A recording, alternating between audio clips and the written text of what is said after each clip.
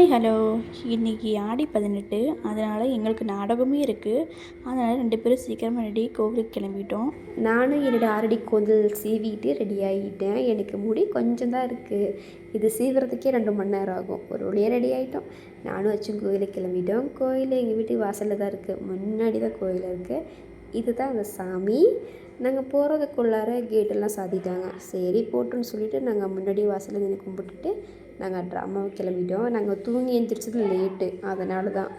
அதுக்கப்புறமா ஒரு வழியாக நாங்கள்லாம் கிளம்பி ட்ராமாவுக்கு போயிட்டுருக்கோம். நாங்கள் அங்கே போனதுமே ரிஹர்சல் ஆரம்பிக்கலான்னு சொல்லிட்டாங்க. சரின்னு சொல்லிவிட்டு சீக்கிரமாக ரிஹர்சல் ஆரம்பிச்சுட்டு சாமியெல்லாம் கும்பிட்டுட்டு நாங்கள் வந்துட்டு சாப்பிட்றதுக்கு போயிட்டோம்.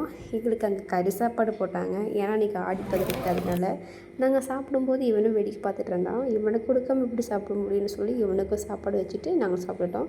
ரிஹர்சல்லாம் முடிச்சதுக்கப்புறமா போய் ரீல்ஸ் பண்ணலான்னு பார்த்தா கொஞ்சம் இருட்டு கட்டிடுச்சு.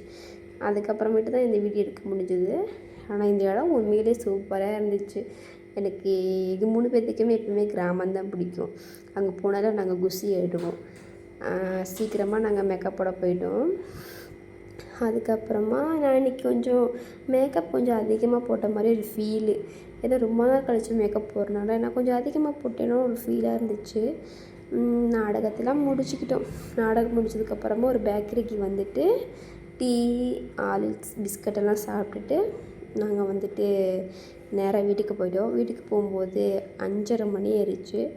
நாங்கள் காலையிலே தூங்கினது, அப்புறமேட்டு சாயங்காலமாக ஒரு 4 மணிக்கு எழுந்திரிச்சு வீடெல்லாம் க்ளீன் பண்ணி சாமி கும்பிட்டுட்டோம். எனக்கு இன்னும் தூக்கமே விட்டு போகலை. கொஞ்சம் டயர்டாக இருந்துச்சு. ஏன்னா ரொம்ப நாள் கழிச்சு நாடகம் போனாலே இப்படி தான் இருக்கும்.